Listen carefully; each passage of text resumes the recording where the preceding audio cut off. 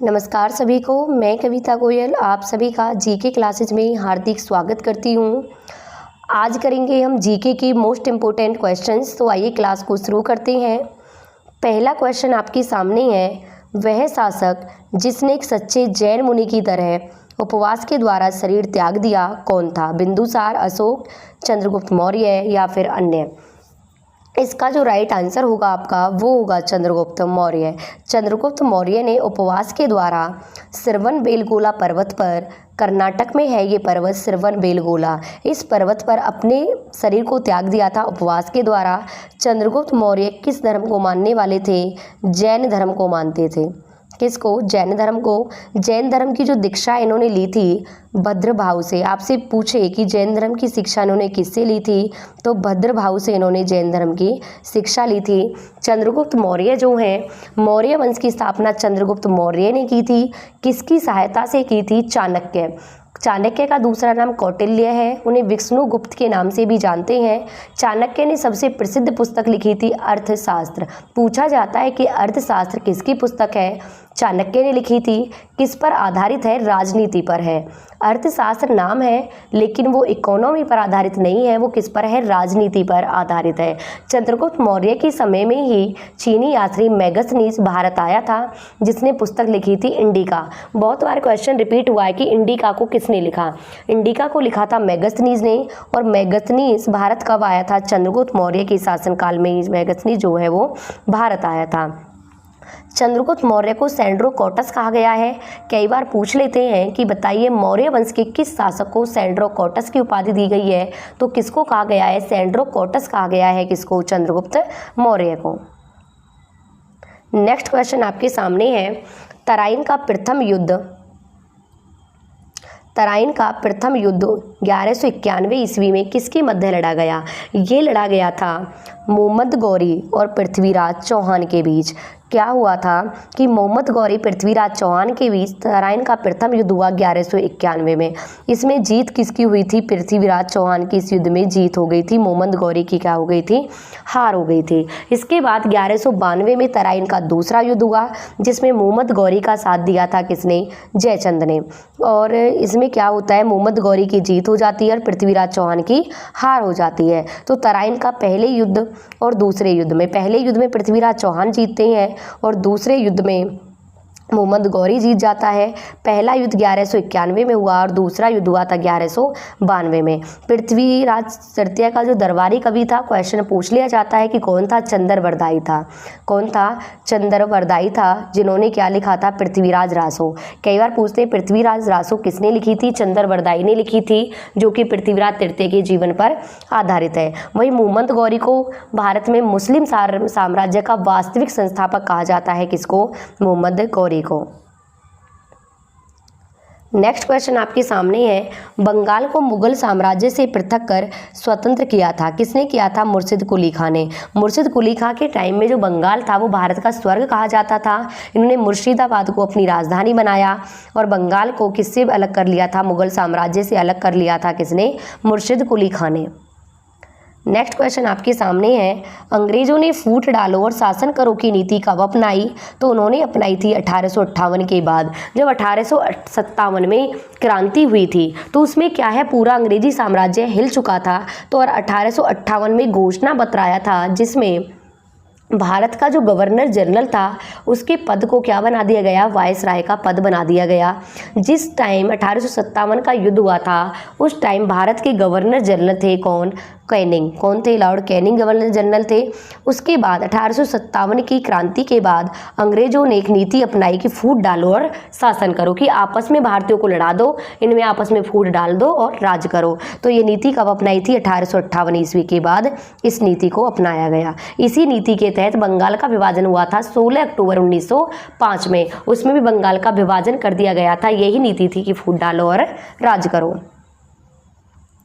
Next है, विधवा पुनर्विवाह कानून कब बना? ये बना था 1856 में। 1856 में कानून आया था और किसके प्रयासों से आया था? ईश्वर चंद्र विद्यासागर। कौन थे? ईश्वर चंद्र विद्यासागर। विद्यासागर के प्रयासों से कानून आया। विधवा पुनर्विवाह कानून कब आया था? 1856 में। नेक्स्ट क्वेश्चन है आर्य भारत में कहाँ से आए थे।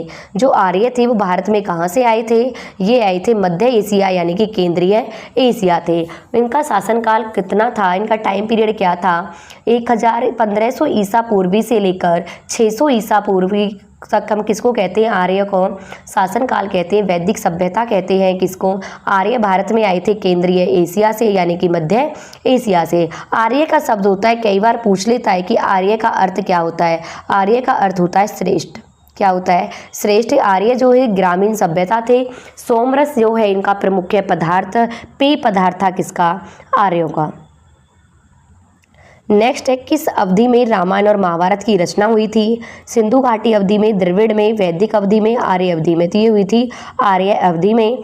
रामायण की जो रचना की थी वो वाल्मीकि ने की थी और महाभारत की जो रचना की थी वो वेद व्यास ने की थी। और महाभारत का दूसरा नाम है जय संहिता। पूछ ले किसका दूसरा नाम है, जय संहिता महाभारत का दूसरा नाम है। 1,00,000 श्लोक से ऊपर जो है महाभारत में श्लोक है। वहीं रामायण की रचना की है महर्षि वाल्मीकि ने। वहीं रामचरितमानस की रचना किसने की है, तुलसीदास ने की है, गोस्वामी तुलसीदास ने। नेक्स्ट है, मोहम्मद गौरी कहाँ का शासक था। तो मोहम्मद गौरी जो शासक था वो अफगानिस्तान का था। सबसे पहला आक्रमण इसने 1175 में मुल्तान में किया था, वहाँ इसकी जीत हो गई थी किसकी, मोहम्मद गौरी की।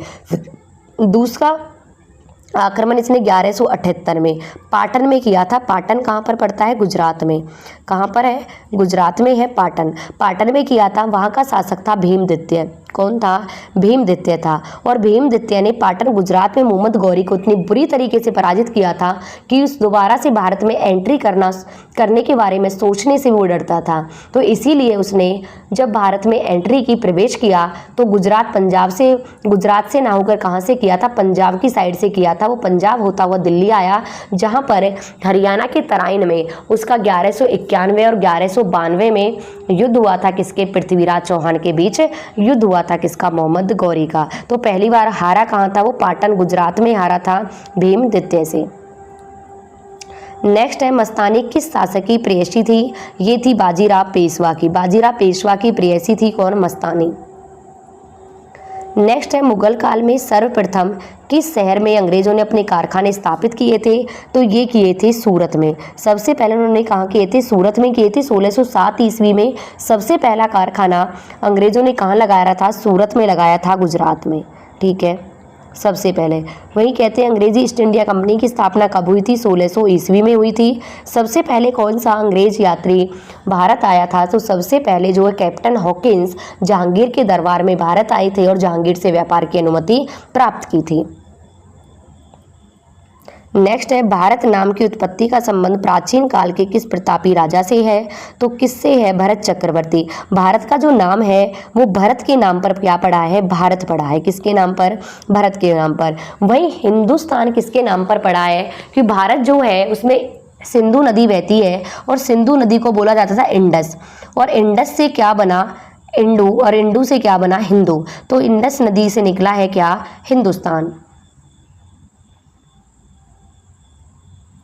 नेक्स्ट है, भारत का सबसे बड़ा राज्य कौन सा है। तो भारत का जो सबसे बड़ा राज्य है वो कौन सा है, राजस्थान। क्षेत्रफल की दृष्टि से भारत का सबसे बड़ा राज्य राजस्थान है।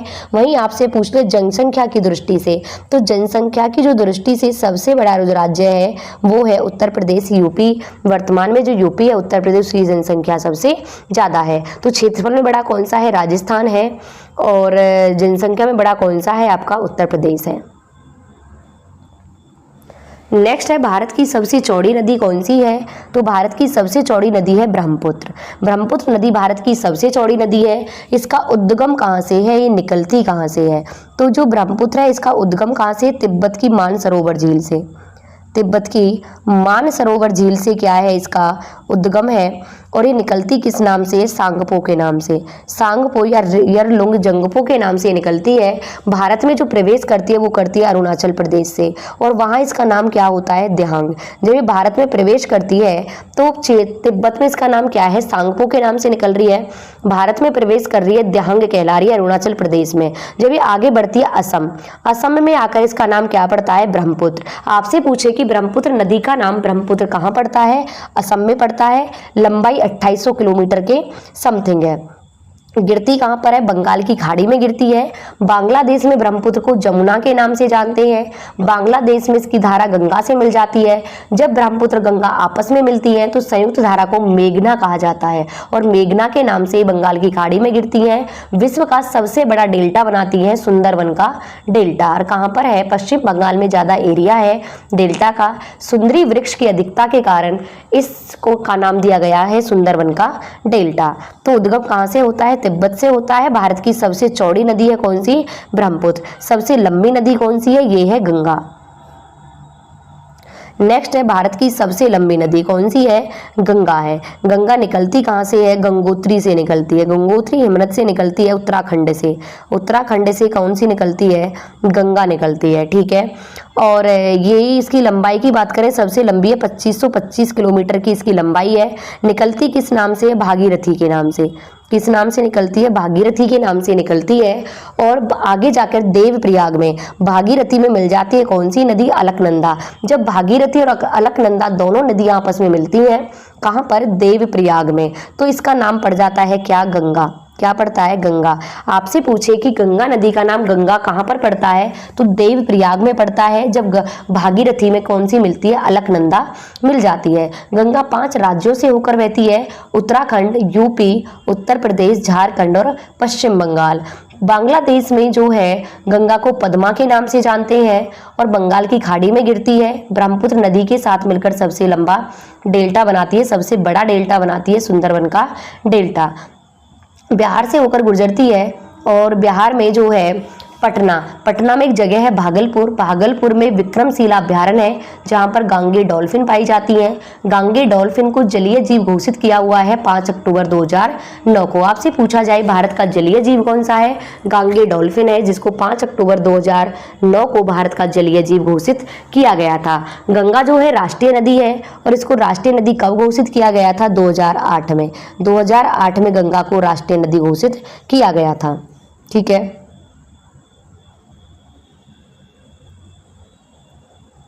नेक्स्ट क्वेश्चन आपके सामने है, भारत का सबसे लंबा बांध कौन सा है? तो भारत का सबसे लंबा जो बांध है वो है हीराकुंड बांध। कहाँ पर है? उड़ीसा में है। कौन सी नदी पर है? महानदी पर है। कौन सी नदी पर है? महानदी पर है। लंबाई कितनी है?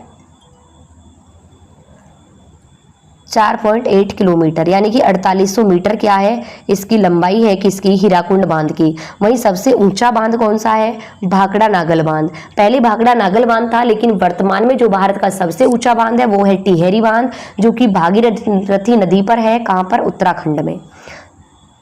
नागा अर्जुन सागर बांध आपका कहाँ पर है? ये है आपका कृष्णा नदी पर। नेक्स्ट है, भारत की सबसे ऊंची मीनार कौन सी है? तो भारत की जो सबसे ऊंची मीनार है वो कौन सी है? कुतुब मीनार है, जिसका निर्माण कार्य आरंभ करवाया था किसने? कुतुबुद्दीन ऐबक ने। किसने? कुतुबुद्दीन ऐबक ने इसका निर्माण कार्य पूरा कराया, वो शुरू कराया था, पूरा कराया था इसे इल्तुतमिश ने। इल्तुतमिश ने इसे पूरा करवाया था, किसको? कुतुब मीनार के काम को। और इसकी शुरुआत किसने की थी? कुतुबुद्दीन ऐबक ने की थी। कुतुबुद्दीन ऐबक गुलाम वंश के संस्थापक से 1206 ईस्वी में कुतुबुद्दीन ऐबक ने गुलाम वंश की क्या की थी? स्थापना की थी। नेक्स्ट है, भारत की सबसे लंबी सुरंग कौन सी है? चेनानी नासरी सुरंग जो भारत की सबसे लंबी सुरंग है और कहाँ पर है? जम्मू कश्मीर में है। कहाँ पर है? जम्मू कश्मीर में है चेनानी नासरी सुरंग। इससे पहले सबसे लंबी कौन सी थी? जवाहर सुरंग। अब कौन सी है वर्तमान में? चेनानी नासरी सुरंग। नेक्स्ट है, भारत की सबसे ऊंची मूर्ति कौन सी है? Statue of unity. Sardar Vallabhbhai की पटेल की है, गुजरात में है। सबसे ऊंची मूर्ति है स्टेचू ऑफ यूनिटी। नेक्स्ट है, माउंट एवरेस्ट पर चढ़ने वाली पहली भारतीय महिला कौन थी? तो माउंट एवरेस्ट पर चढ़ने वाली जो पहली भारतीय महिला थी वो थी बछेंद्री पाल। कौन थी? बछेंद्री पाल। और दो बार दोनों तरफ से नेपाल और चीन के रास्ते सबसे पहले माउंट एवरेस्ट पर चढ़ने वाली महिला कौन सी? संतोष यादव। कौन थी? संतोष यादव।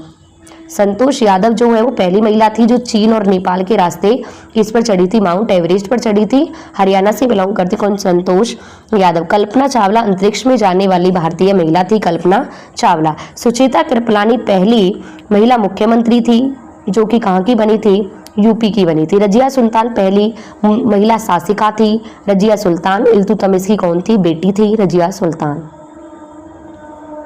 नेक्स्ट है भारत का सबसे बड़ा शहर कौन सा है? तो भारत का जो सबसे बड़ा शहर था वो कौन है? मुंबई। भारत का सबसे बड़ा शहर कौन सा है? मुंबई।